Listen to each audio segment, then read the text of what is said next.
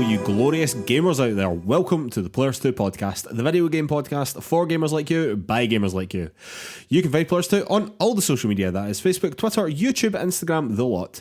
You can also find our written content over at PlayerStoo.com, that's PlayerStoo.com. And if you could take 5 seconds to give us 5 stars over on Apple Podcasts or wherever you get your podcasts, that really helps us out. It does a huge amount for the exposure of the show. And while you're over there, if you could leave us a little review as well, again, that just helps us out even more. And thank you so much to anyone that's already done that for us. You're an absolute legend to us. Alright, and on with the show. My name is Mark Henderson. With me, as always, Mr. Lewis Camley. How's it going, Lewis? Going very well, Mark. How are you getting on? Not bad at all. Lewis, I'm going to tell you this right now. About an hour and a half ago, I'd say, there was fireworks going on outside of my flat, it felt like. Oh, yeah. And I cannot stress to you and the listener enough how late it was an hour and a half ago. So not only was it incredibly loud and disruptive to someone who might want to be recording a podcast, but it was also broad daylight and no one could see them. So that's my situation and the mood that I'm in. How are you doing? No such distractions, although the football stadium that I live quite near suddenly started playing very loud tannoy announcements about an hour and a half ago as well, and I suddenly thought, oh shit, is there a match on? And the crowd that would then bring past my door, I was a wee bit worried about that, but no, we've made it, we're here, we're fine. We've made it, and it is of an acceptable volume outside. Alright, Lewis, what have you been playing this week? Just more Nier Automata, Mark. I've all but finished my first playthrough, basically. Oh, nice. That's from great. Everything I can tell. I'm very glad you got through that quite quickly, I've got to say. Yeah, I mean, I put a decent chunk of hours in on Sunday and kind of really broke the back of that section. So yeah, I've still got a wee bit to do, but it doesn't. I've kind of glanced ahead at just the chapter lists on a guide, and it doesn't look like very much until the kind of end of Route A. Really enjoying it. It is just really fun to play. Like, the story is interesting and, you know, philosophical and all that stuff. Although my one bugbear I realised that while I was playing the other day is that they quite often deliver story or even that kind of like background lore stuff in the middle of intense action sequences, like boss fights. It's usually like someone narrating things at you. Yeah. There's just been moments where I've kind of come up for air at the end and been like, oh shit, that. In fact, it was when I met A2, they tell you loads of stuff in that fight, but I was just like, I'm just focused on staying alive here. That's it. But although having said that, the thing that I'm really enjoying about the game is just that it is phenomenally easy, to be honest. Like, I just feel like I'm cheesing everything. I'm just holding R1 and bashing square and everything's dying. Every boss goes down easy. Like, it is, maybe that is again the poison pill of Elden Ring here, that I have forgotten that games normally are just not actually all that difficult. But that is because I'm kind of just dancing through it. That has made me a bit more eager, or a bit more willing, I suppose, to check out like some more of the RPG elements, the playing about with the build and starting to look at different weapons and that kind of thing, which I just couldn't really be bothered with early doors. But yeah, I'm nearly there with my first playthrough, and I get the sense that I'll probably kind of shoot through the rest of it reasonably quickly, given how quickly I've done this part. So yeah, enjoying it, man. I'm glad to be playing it at the moment, I've got to say. Nice one. I am extremely glad that you are positive on it, because I really genuinely thought that this could go either way for you, so I'm glad that it went in a positive direction. What about you, Mark? What have you been playing? Well, Lewis, I have been playing A Plague's Tale: Innocence. Oh, nice. Wow. Not what I thought you were going to say. No, I know it's not, because I didn't tell you I was going to start playing this. I thought you were going to go astray first, basically. Yeah, well, so did I, until I realised that I had this downloaded when I turned on my PS5, and I thought, I'll just give that a go. Liz, I think this game is very, very good. Oh, nice. It is very stealth puzzle focused, which I know is right up your street as well. And basically any non-stealth interaction with an enemy will almost certainly result in your death and is almost always terrifying, which it really gives it a tense atmosphere a lot of the time, which I know you don't like. No. But I mean, it really is very, very good. And that does make sense as well, because you're basically supposed to be children going up against soldiers most of the time. I quite like the relationship between the two main characters as well. It's much more complex than I probably would have initially given it credit for, to be honest with you. It's not a particularly long game either, which I'm also quite enjoying, I have to say.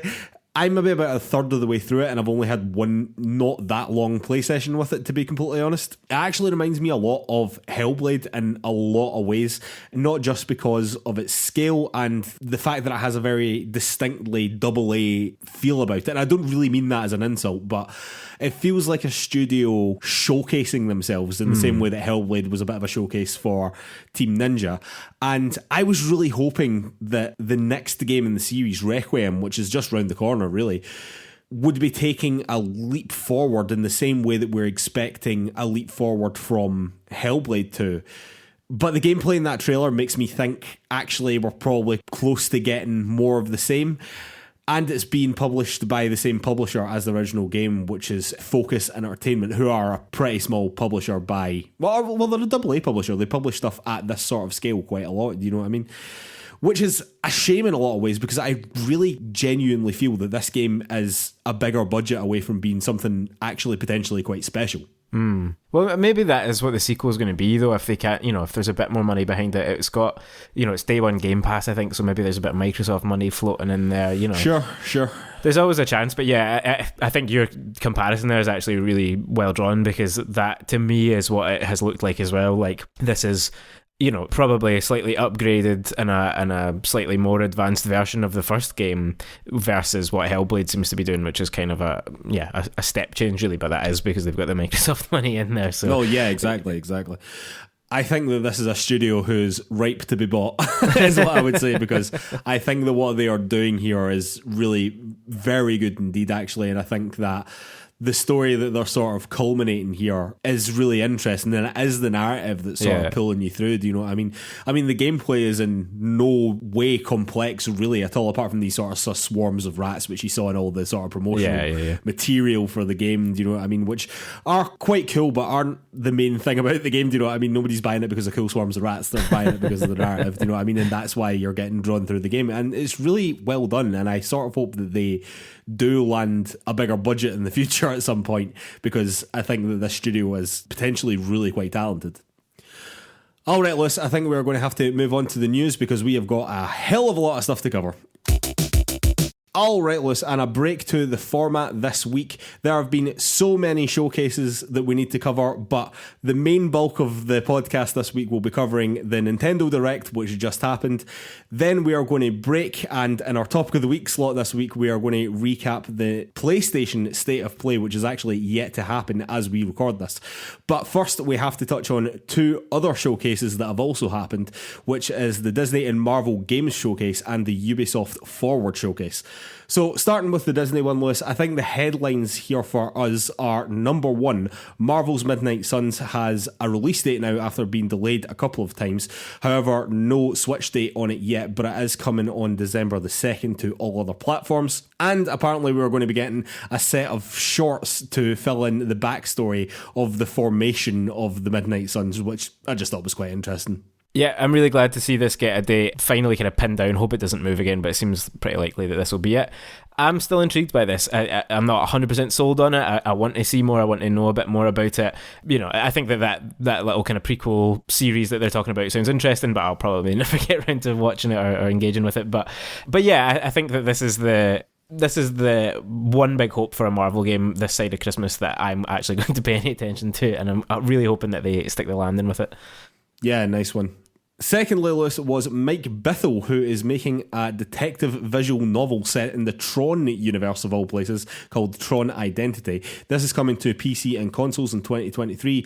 Lewis, I think it's safe to say that we are both fans of Mike Bithell. However, I do sort of wish that he would make games in genres that I actually want to play, because I think he's a creative man who makes a lot of interesting games.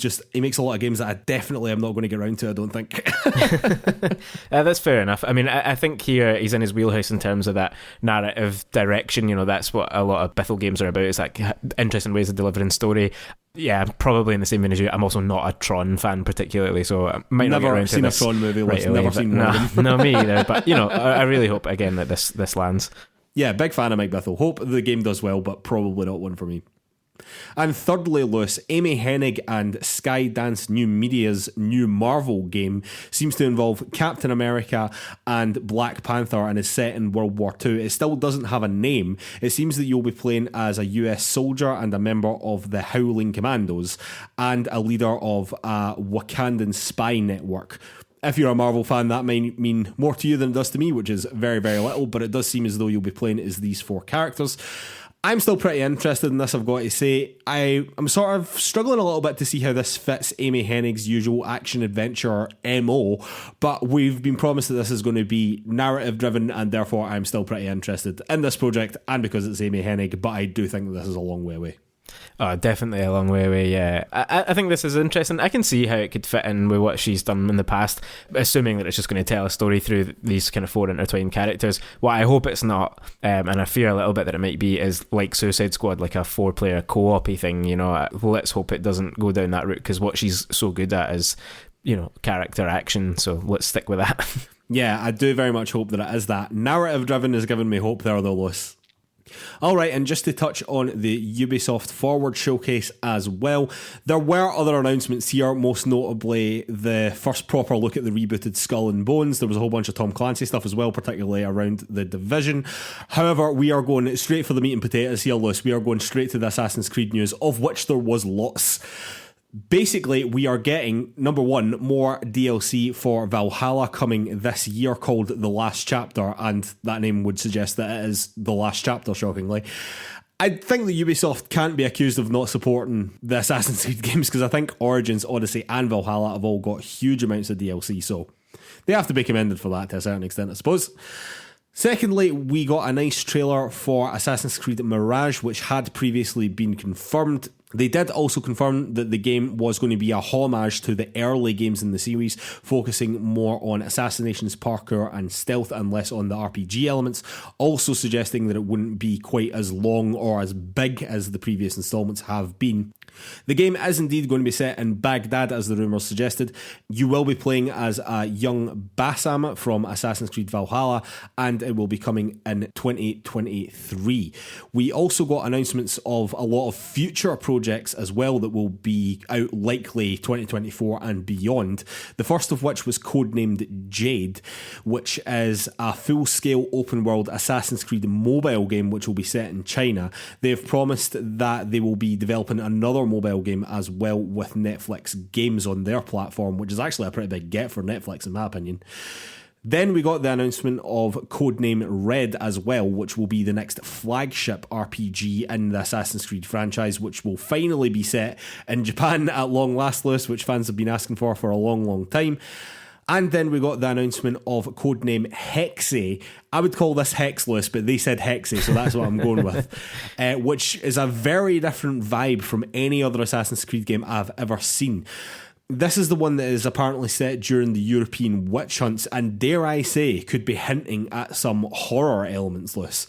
We did finally also get confirmation that Assassin's Creed Infinity is a thing. They described it as a hub which will act as a single entry point to the Assassin's Creed franchise, and the way that they were talking about it, it did seem as though the first games that would be on that would be Red and Hexe. They did also hint, though, that there would be multiplayer aspect to that as well that was also in development, although there was no official announcement of that here. Yeah, an absolute ton of news here around Assassin's Creed. I think this might be the most interested in Assassin's Creed I've felt for quite a long time, to be honest, with the announcements we got here. Less so, you know, the mobile stuff and the Netflix partnerships, both for the game and the series that they're doing. But a lot of what we talked about last week actually was revealed here as expected, you know, that we got those extra details on Mirage, which sounds like essentially a reinvention of the earliest games in the franchise, going back to that and kind of modernising them. I'm really into that. I really want to see what they do with that, and if it stays kind of true to that vision, I can totally see myself playing that. And then the two games coming to Infinity, still kind of keen to find out more about what the hell Infinity is actually going to be, what that means in reality, if it just means cross progression across games essentially. But the two settings are really fascinating. I think, but you know, the Japan one, interesting enough. They'll have to set themselves apart from Ghost of Tsushima, and that will be an interesting challenge. But Hexe I think is fascinating. I got got that horror vibe as well, maybe kind of supernatural elements as well. It's a completely different feel of a setting from what they've done before. Yeah, I'm just very intrigued by what that might be. So yeah, I was quite impressed by what Ubisoft showed off here around Assassin's Creed. They'll still find ways to make it go all wrong, of course. Well, as Ubisoft after all, but I do agree with you. This is by far the most interested I've been in the Assassin's Creed franchise, probably since the Ezio trilogy, which is a long time ago now, Lewis. I will also say that we didn't get the announcement of the remake of the original game, which was also rumoured. And there was no mentions of NFTs, which was, of course, a positive. Should we just say that for every showcase from now on? Yeah. But Lewis, moving swiftly on to the main focus here, which is the Nintendo Direct, which literally just happened a few hours ago as we were recording this. They opened things up with the announcement of a new Fire Emblem game, Fire Emblem Engage. This will be coming on January the 20th. Looks like more Fire Emblem in a lot of ways, I have to say. Maybe a bit more high fantasy than I was used to with 3 houses, but look to feature characters from previous games. Not sure how that's going to tie in, but I'm excited for it, man. Yeah, not doing a hell of a lot for me, to be honest. I was definitely more intrigued by 3 houses than I am by this, but, you know, Fire Emblem, people want it. After that was It Takes Two, announced as coming to Switch on November the 4th. It's kind of mad that this never launched on Switch in a lot of ways, Lewis. I think it is the perfect platform for it.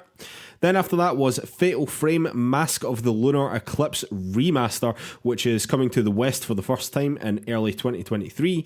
Then we got Xenoblade Chronicles 3, which is getting more DLC, including a new character on October the 13th.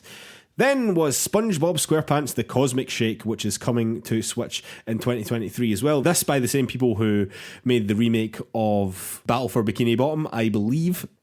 Then there was confirmation that Tunic is also coming to Switch on September the 27th.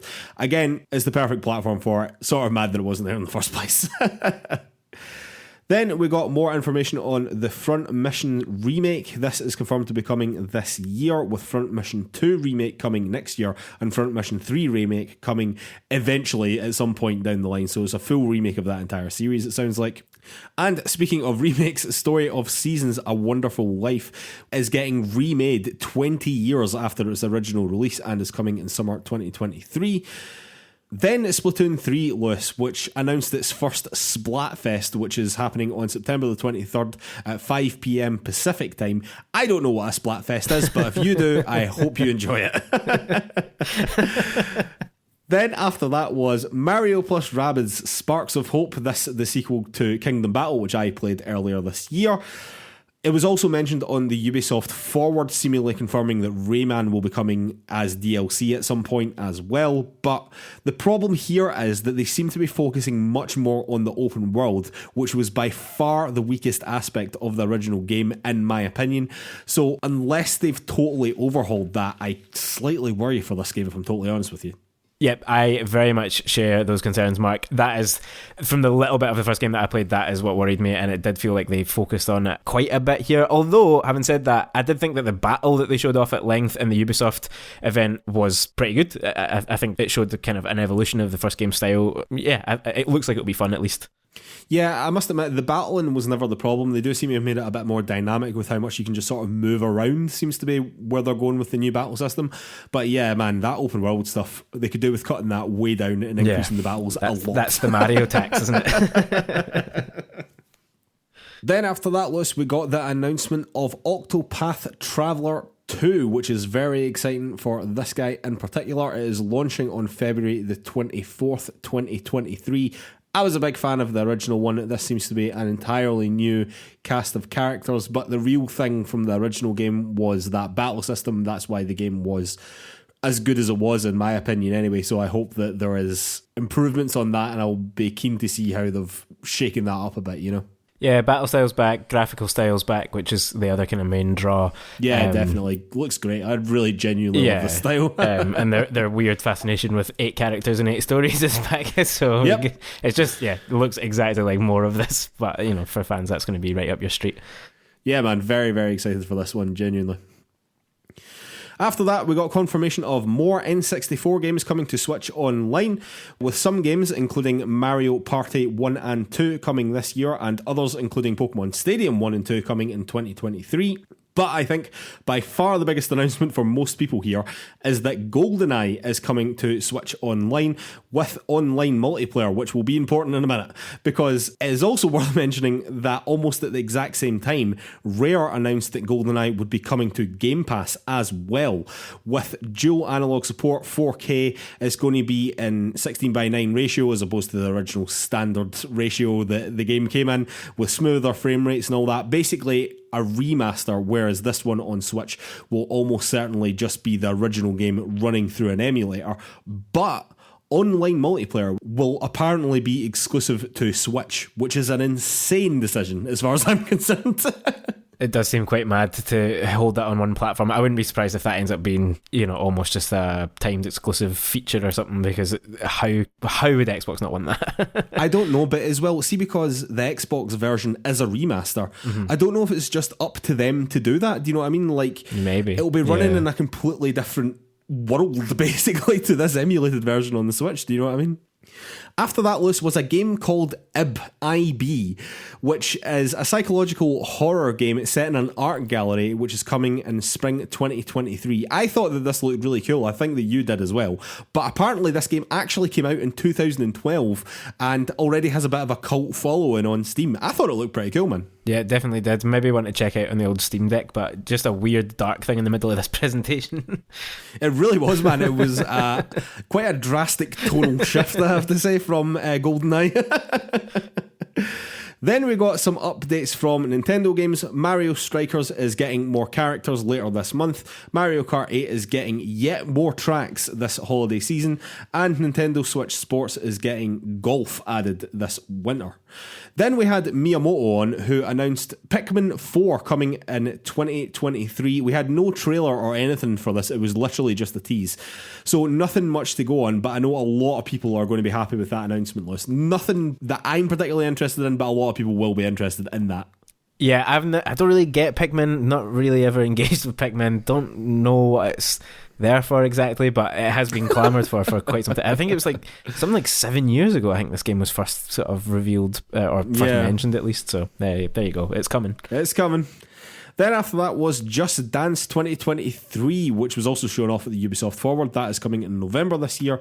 Then we got Harvestella, which is a weird mix of Final Fantasy and Stardew Valley, as far as I can tell, which is coming on November the 4th, and I think is maybe the third farming game in this direct list. But after that was Bayonetta 3. This was basically just a look at some of the characters, really, but there was a separate gameplay trailer out today as well. If you're interested, I highly suggest that you go and watch that, because this game looks absolutely fucking great, Lewis. Yeah, I've still got to check out the gameplay trailer. I never got to it in time, but the wee trailer we got, I thought was interesting, the new characters and stuff that they've added there, setting it up for an interesting story. I'm still not sure I really get it, but, playing a Platinum game just now, and I'm enjoying it, so maybe I need to stick in. Lewis, it's just a more arcadey version of what you're currently playing. That is what it is. It's just fun. It's just great fun. Bayonetta is awesome. I really like it. After that was Master Detective Archives Rain Code. This from the creators of Danganronpa and is coming in spring 2023. Looks to me like Phoenix Wright meets Persona, weirdly. Lewis, any interest in this? I thought it was an interesting concept, yeah. The style, the execution isn't necessarily for me. It kind of puts me off a wee bit, but I've been intrigued by Danganronpa, and I think that, the concept here is maybe worth keeping an eye on at least, yeah. After that, we got confirmation that all the latest Resident Evil games are getting cloud versions on Switch. The RE Village cloud version is coming out on October the 28th, with the Winter's expansion coming on December the 2nd. And RE7, RE2 Remake, and RE3 Remake are all getting cloud versions on Switch this year, apparently. Now, I wouldn't be holding my breath for all of them, if I'm totally honest with you, because that seems like a lot of cloud versions in a very short amount of time now. But pretty cool that they're going to be there, Lewis. Yeah, I mean, they're not. This is not going to be the best way to play them. If you've got access to anything else, play with them all the will in the world. But cool that they're coming. Definitely. After that, Lewis, was Sifu, which is coming to Switch on November the 8th. That was a big hit when it came out on PlayStation. A lot of people seem to really like that. Yeah. Then we got a look at Crisis Core Final Fantasy VII Reunion Remaster, which is a hell of a fucking title, coming on December the 13th. look good as far as I'm concerned, but maybe similar to Resident Evil, I don't think that this is going to be the optimum platform to play this game, if I'm completely honest. Wouldn't have thought so. After that was Lego Brick Tales, coming in the fall 2022, which actually looks like a much more interesting puzzler than it has any right to, as far as I'm concerned. It's just an interesting concept for a game. Then we got Tales of Symphonia Remaster, which is coming to Switch in 2023 and looks anime as fuck. Then we got Kirby's Return to Dreamland Deluxe. This is coming to Switch February the 24th next year, and is a remake of the original Wii game, and is also adding things like 4-player co-op. I think a lot of people are going to be interested in this, Lewis. I think we spoke about this when the latest Kirby games came out as well. I don't think Kirby's really vibed with either of us, but a lot of people seem to love it. It looks like a fun enough little game, like a decent little platformer or whatever, but yeah, it doesn't grab me. It just doesn't do anything for me at all. Yeah. I mean, don't get me wrong, I think in concept and everything it's like quite interesting, but yeah, just something about it. I've just never gravitated towards it. Then, Lewis, the big finale, Legend of Zelda Breath of the Wild 2, or Tears of the Kingdom, as we now have to call it, because it's got an official title, has got a release date as well of May the 12th, 2023, this after it was delayed earlier this year. But also, Lewis, confirming a cool-ass fucking glider thing that you get to fly about on, which was just awesome. Yeah, that's certainly one takeaway from that. Yeah, we got. That was the best takeaway. That was the best thing about that. Well, we got. I mean, the skydiving stuff to me looks amazing. That's really cool. We got to see. Essentially, we got to see a tiny snippet of more gameplay from what we've seen before, including Link skydiving, and then using what I assume is going to be another one of the kind of slate powers from the first game to kind of climb a moving platform back up into the sky. So we're getting a huge sense of verticality in this game. That's obviously going to be the kind of key differentiator between this and the first game.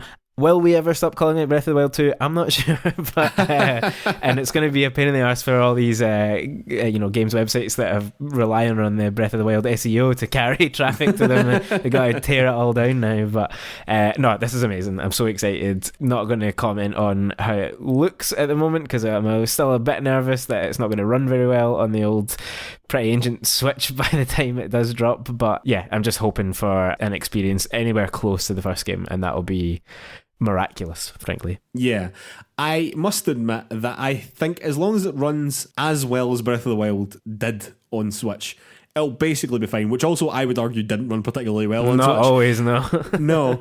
So as long as it runs as well as that, now that we're quite a lot further down the line and dev teams are very, very familiar with the hardware and its capabilities, and maybe they can work some of their Nintendo magic and it'll just be all great. But yeah, the verticality in this game is concerning to me in that regard, I must admit. But man, does it look cool. It looks really fucking cool. I really can't wait to play it, man. It looks really, really good. It sort of feels like a long time since we've really thought about it too much, because we knew it's not been coming for so long. Not that we weren't necessarily expecting it when this direct was announced, but just seeing it, just knowing that it's coming, that it's got an actual, not even just like a window or a month, but an actual date release, we can start getting excited about it. I can't think that there's much else scheduled for May at the moment. I imagine most things will move out of its way as well. Not off the top of my head, yeah. I think that a lot of games will move out of the way of a Zelda game, particularly this Zelda game that has been so anticipated as well. Yeah, it's going to be a colossal release. I really hope that it is. Chances of it hitting that date, Lewis, genuinely?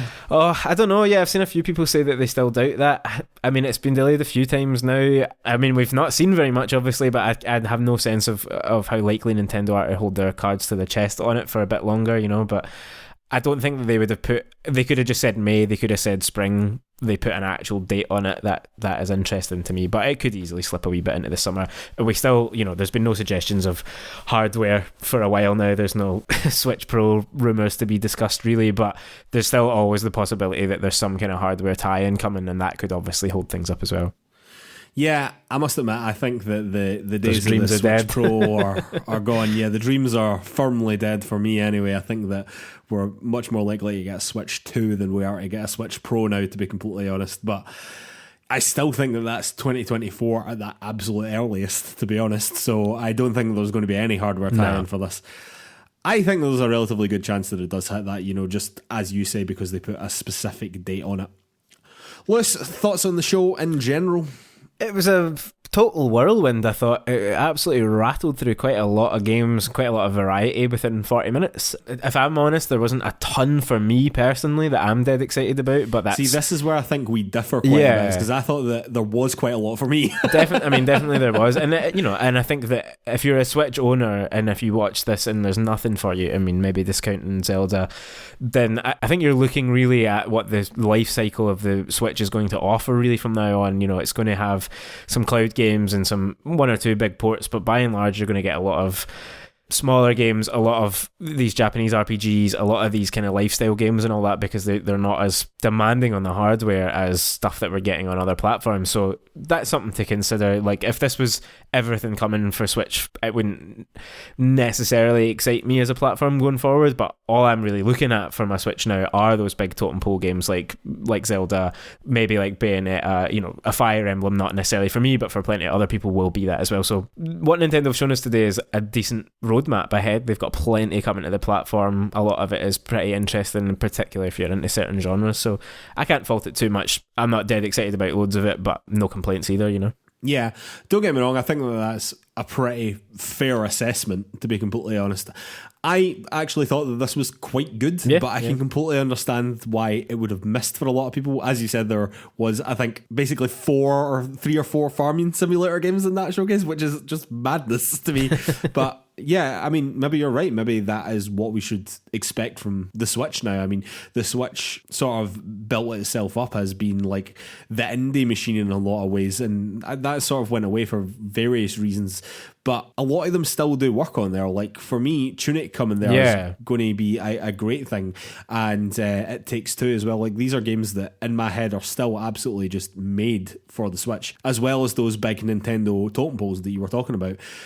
That is what the Switch is now. I mean, I think considering that we are now a generation on in terms of consoles with the PS5 and the Series X, and a lot of us now, some of us very fortunately now have Steam Decks as well, which might be better suited to an indie machine. Yeah, I don't know. I feel that the Switch is maybe in a funny place right now. Do you know what I mean? It's sort of at the bottom rung of all the hardware. I mean, it was always there, but everything's just jumped ahead again. Do you know what I mean? I really think that it is time for their new hardware. It is time for the Switch 2 or whatever it is that they're going to do, Do you feel that as well? Do you just feel as though we're waiting for the new hardware, and with the new hardware for more games to get truly excited about? Do you know what I mean? Like, because after, I was going to call it Breath of the Wild 2 there again, after Tears of the Kingdoms, like, do we think that is sort of the last big hurrah for the Switch? I mean, potentially, yeah. I guess what I'm still hoping for is that whatever does come next is like a Switch 2, is an extension of this rather than what Nintendo often does and kind of comes in and replaces it all, So, hopefully we'll still be able to play the same games and all that, because then you extend this period that Nintendo's been having, this purple patch, for a while longer. But yeah, I do get the feeling now that, other than one or two of Nintendo's own big franchises, which I still think it'll put games out in, and there's still other big things like Mario plus Rabbids is a reasonably big game, and all that kind of stuff. But I don't think that you're going to be getting, like back in 2017, 2018, 2019, that glut of indies that was carrying the Switch week to week. There was always something new to play, something exciting, and then that was all punctuated every so often by one of Nintendo's own massive titles. I think these days we're pretty much going from sort of Nintendo IP to Nintendo IP, just waiting on, the next Mario Sport game, the next, But and then there's always rumors of, Metroid games and all that kind of stuff as well. Yeah, well, that was one missing, I have to say. Always on the cards, Metroid Prime Trilogy and Metroid Prime 4, which is allegedly still coming at some point, But yeah, interesting showcase in a lot of ways. As I said, I think it probably went one way or the other for a lot of people. I can see why a lot of people didn't vibe with a lot of the stuff going on there. But yeah, for me, it was actually pretty good. All right, Lewis, I think we will take a break here. We will go and watch the PlayStation State of Play, which is about to start very, very shortly. And then we will return to recap it.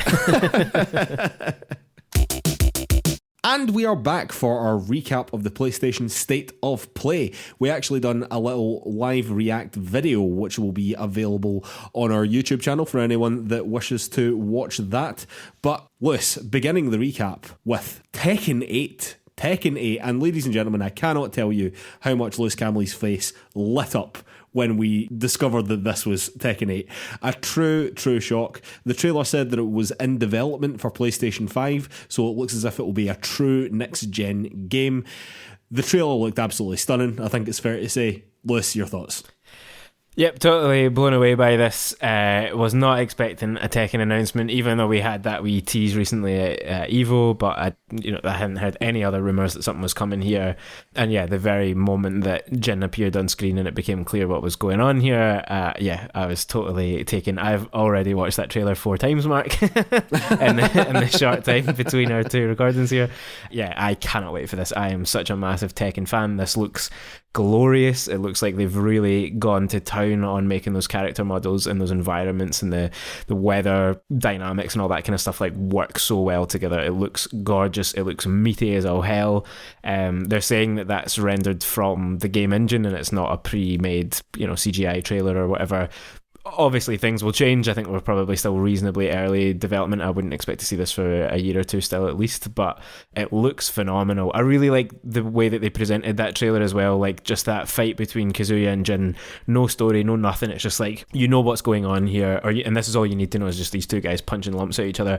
Quite reminiscent of the rebirth of Mortal Kombat a few years ago, where they started to really focus in on Scorpion and Sub-Zero and that be the kind of flagship image almost of the franchise.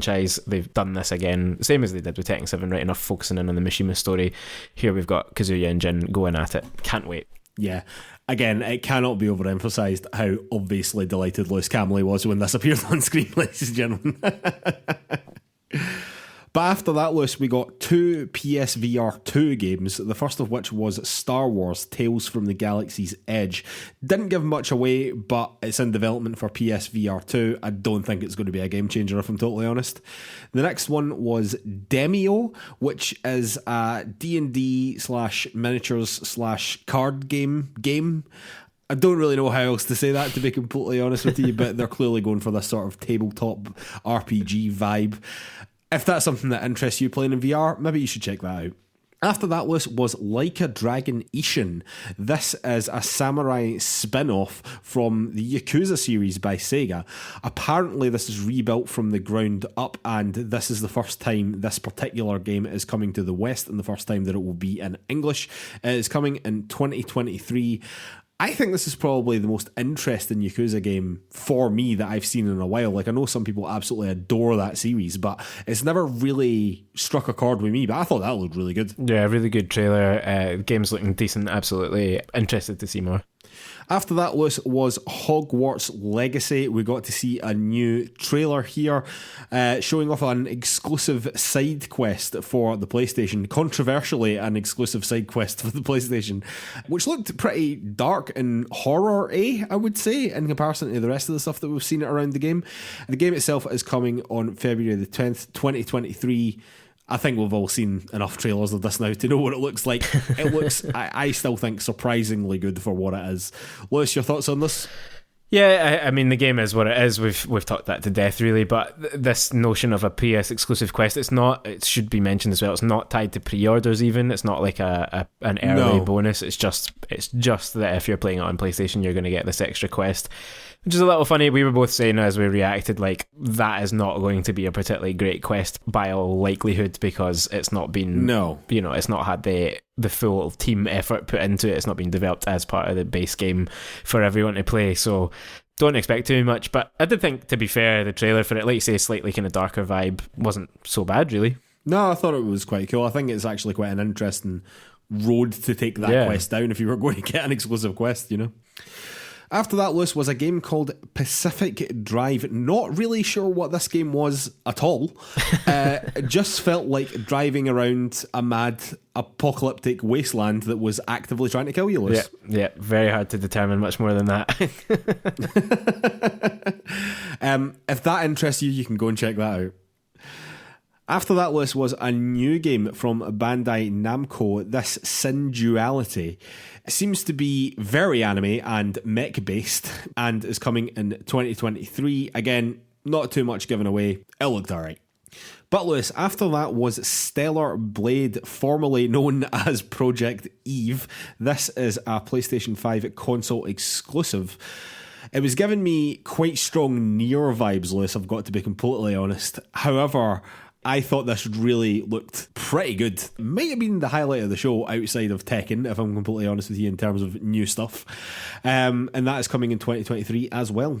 Yeah, absolutely. A really interesting update on this game. I'd completely forgotten about it, to be totally honest. I watched that whole trailer and it felt like a brand new game to me, but it wasn't until I saw the titular or Eve from the previous title. It dropped from the title. The previous titular character, that I recognised that I was suddenly like, oh no, we've seen this before, but I couldn't have summoned the name of the game at all. I couldn't even have summoned Project Eve, if I'm totally honest with you. But yeah, we have seen it before. Really cool update. I think I liked it the first time round as well, Liz. Yeah, when you clocked it, you seemed to think so. It wasn't ringing any bells to me at all, but yeah, the action combat looked fantastic. Some great kind of enemy designs and that kind of thing. It feels like the kind of game that could go one of two ways to me. Like, it could either be fantastic or it could just be like completely too much, but I thought it was a pretty impressive trailer altogether. Yeah, definitely.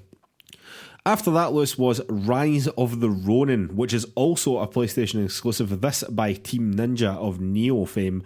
But this is a sprawling RPG, we are being told, set in a time where it looks as if Americans are coming to Japan. So it's a sort of feudal Japan meets, I don't know, frontier America, maybe? I'm not really entirely sure, but it's basically got samurai swords and muskets. The two genders. I thought this looked fantastic. Actually, really interesting. I'm slightly nervous after now having had the Assassin's Creed announcement as well, and we got the Yakuza game earlier, that we might be doing a wee bit too much in kind of old-timey Japan, that we could be in danger of all of a sudden doing it all too much. Don't get me wrong, feudal Japan is an awesome time to set a bunch of stuff like this, because it was just it was very stylish. Samurais are very, very fucking cool. Do you know what I mean? Like, I get it, but it does feel, for whatever reason, that we have a bit of overload in that space for some reason right now. Yeah, it's obviously just like concept proven, people want it, and you can do loads of stuff. I'm just reading that it's set in the late 19th century, so obviously like quite a bit apart from. Wow, okay. And that's obviously, so what we're seeing there, I guess, with the Americans arriving is like this, the changing of the world at that kind of end of the century period. So yeah, that could be really interesting to see whether it's like the end of what we think of as like traditional Japan, I suppose, and the start of something different. So it could be really fascinating. I was intrigued by this, absolutely. It had a lot of, we kept mentioning Sekiro when we were watching it, because it had a lot of that kind of action. It did have Sekiro vibes, yeah. So yeah, quite a lot put in here that would make it, and and such a good quality team behind it. The team behind Neo, it's got Koei Tecmo behind it as well. Yeah, it's got everything pointing in the right direction on this one, I think. And Lewis, correct me if I'm wrong here, but they are also doing Wulong Fallen Dynasty, or whatever that game was called, and that is also set in a sort of feudal Japan time period. Yeah, not set in on the details of sort of where and when that is, but yeah, certainly looks like it. But yeah, that's two big projects, both at the moment scheduled for 2023. Rise of the Ronin is 2024, isn't it? So, in the next couple of years, they've got a couple of massive looking, quite interesting games coming. Maybe it's time, Mark, that we went back and gave Neo a wee shot at some point, just to sort of see how it stacks up. Yeah, I mean, it was loved. As far as those sort of early Dark Souls clones went, like, Neo was always the one that was like lofted above the rest, you know what I mean? So yeah, maybe it is time. And Lewis, they finished off with God of War Ragnarok. Of course they did. Although, first of all, they started by showing a terrible special edition DualSense controller, which I had a very strong negative reaction to, Lewis, I have to admit.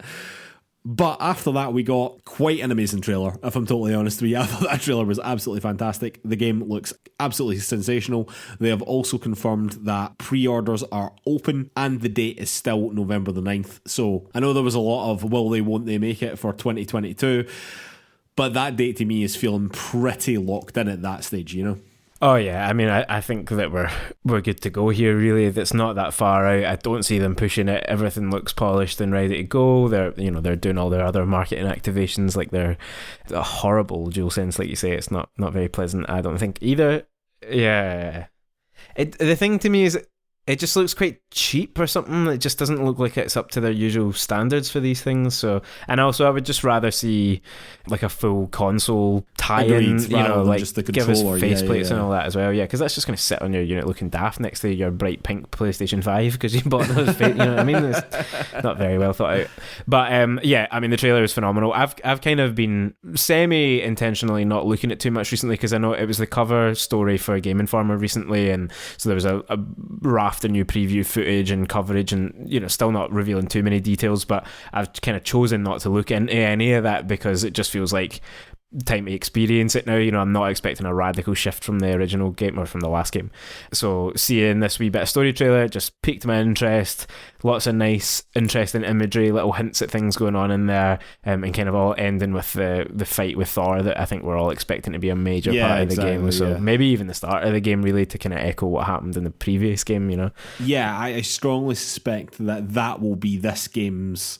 Oh, what was that? Was it Baldur, the first guy that you fought in that epic, almost superhero-esque fight that started the 2018 game? I'm expecting a similar thing this time round with Big Fat Thor, which is fucking awesome. Thoughts on the showcase overall then, Lewis? It was only 20 minutes long versus the Nintendo Direct, but I don't know, it feels as if they packed quite a lot in here, and definitely some heavy hitters, certainly for us anyway, it feels like. Yeah, absolutely. I mean, I'm sure, again, it's not going to be a showcase that's for everyone, but, you know, with only 10 games, you're going to struggle to achieve that anyway. But to be honest, I thought there was plenty here to get excited about. Nothing looked bad, particularly, you know, those VR games weren't the hottest necessarily. And Pacific Drive, it was just kind of indecipherable. It doesn't actually look bad necessarily. We're just not really sure what we're looking at. That could be amazing. Yeah. I have no idea. The one kind of thing that I don't think we needed, because I just don't think we needed it at all, was the PS Stars announcement that they made. There's just like nothing to any of that. I don't really know why they're pushing this digital collectibles nonsense at us, really, but you know, whatever, people lap it up, I'm sure. Yeah, that's why I chose to ignore that entirely. Yeah, it's not gaming news really, it's just fucking nonsense. So but no, I think you know, other than that, the stuff that we did see was exciting. As I said when we were doing the live reacts, you could have just showed me that 2-minute Tekken trailer and that would have been enough, and it totally is. He's easily pleased when it comes to Tekken, ladies and gentlemen. Lewis, just to touch on the PSVR 2 stuff, right? We got 2 games here. I don't think any of them were blowing the doors off, really, but neither of them got dates. And I think the reason for that, as you rightly pointed out to me before we started recording here, is because the PSVR 2 hasn't got a date. We knew that there were going to be PSVR 2 games here. Were you expecting a date as well? Do you know what? I hadn't thought about it too much, so I wouldn't have said I was coming in expecting a date. And again, I just sort of feel like they'll make a bigger song and dance about that presentation. You know, I think we'll be told in advance of like, this is the big PSVR 2 showcase, you know, so that you make sure that everyone's tuned in. But it is getting to the point now where it feels like if they're going to start showing us games, they really need to start giving us more details and dates for this system, you know? Yeah, because correct me if I'm wrong, at Gamescom, was it? People got their hands on it. People have now touched the PSVR 2 in real life, haven't they? I'm not sure. Yeah, I haven't been following the preview coverage too much around it. So certainly, I thought that we were going to get it at Gamescom, particularly when we got that. What ended up being the controller announcement. Yeah. But no, as far as I know, we're still kind of waiting on all the specifics. Really, I mean, I think, didn't they tell us it was, or there was at least hints that it was coming early next year, but we're not that far out, and for hardware you kind of want to give people a bit of time to prepare for that, you know what I mean? It's not going to be a cheap system, so, you know, and we're entering a hellscape financially, so I'm still sort of expecting that we'll get another fairly substantial Sony showcase before God of War that kind of focuses in on God of War, but that might have some other information like this, you know, like, and that might be one of their big like PlayStation showcases rather than State of Play. Yeah, fair enough. Are you seeing anything, not just these 2 games, but in general, that is drawing you towards getting a PSVR 2? No, not really, no. I mean, I guess we haven't seen tons more. I mean, even something like the Moss game, the sequel that was released recently, I don't even know if that's been like officially confirmed for PSVR 2, but I feel a wee bit like the wind has gone out of the sales of VR. Like a couple of years, I mean even just like a year or two ago, it was still like there was occasionally a big game released. But when Half-Life Alyx came out, that felt like the big hype moment there. Yeah. Since then, there's nothing that's really come out that's been a real massive hit for VR. But I don't know, like maybe when PSVR 2 comes out, then we do get more developers going in that direction. We do get more games that are really stand out, that are killer apps, do you know what I mean, and do draw people towards the system. But right now, other than Half-Life Alyx, like, I don't really know that I'll be dropping, I don't know, 300 quid or more potentially on this VR setup, you know? No, me either. Certainly not. I still think they need to get more games that make it a must-have. And we're not really there yet. No. Maybe getting Half-Life Alyx would be the thing, but that's going to take some doing. It would certainly make it a lot more interesting, I can tell you that much. And Lewis, just finally, I think that PlayStation have began to get a little bit of criticism because we don't know the road ahead. Like, for so long, we've known that, like, we've got The Last of Us Part 2, we've got Ghost of Tsushima coming, we've got the new Spider-Man, we've got this, we've got that. But we don't really know a lot about what's happening in the future for PlayStation, specifically from their studios, and I suppose we still don't really. But do you think that this presentation gave us enough information to feel good about 2023, or at least the first half of 2023? I mean, potentially. We obviously don't know when things will drop. I mean, everything here that was mentioned... That's true. A lot of this is just got year. You got the year. It just will be out next year or something. Even that, like, I'm not really willing to set a lot of store by that, to be totally honest. No. The way things are. So, yeah, we don't know. I guess after God of War, we don't know about too much that's coming from PlayStation Studios. At least, you know, with dates, we know the two Insomniac games at least. And it's kind of easy enough to predict a fair few other things. You know, we're definitely going to get a Ghost of Tsushima 2 of some description. We're still waiting on Last of Us multiplayer. We'll probably get The Last of Us Part 2 remastered at some point soon, because that's just what they do. Yeah, next 6 months, I reckon. Yeah, that's enough time, right? Nobody will complain. But then obviously on the flip side of all that, we've had all the acquisitions and stuff recently from Sony as well, on a slightly smaller scale than Xbox. But I guess what I'm thinking is that God of War kind of marks, I don't know, I guess like the end point of like this first chapter for the PS5. It was like one of the first games announced alongside the console back in the day, and I feel like that's us now kind of ticked them all off just about, and so from next year on it's kind of like the next phase, and I guess we're going to start to see more and more new IP, because we're probably still in the phase of tying up some stuff that was out on PS4, you know, but I'm not concerned. I mean, next year's looking pretty stacked across the board, not just for PlayStation anyway, so... Yeah, definitely. I mean, I basically agree with you 100%. And one thing I will say is that it is quite nice to see a lot of these games now being just on the PlayStation 5. Like, we've now made that transition fully, where we're not having this game be a PlayStation 4 and a PlayStation 5 game. We're just moving to the PlayStation 5, which is a step that's always got to come. And I know that in doing that, you're inevitably leaving some players behind.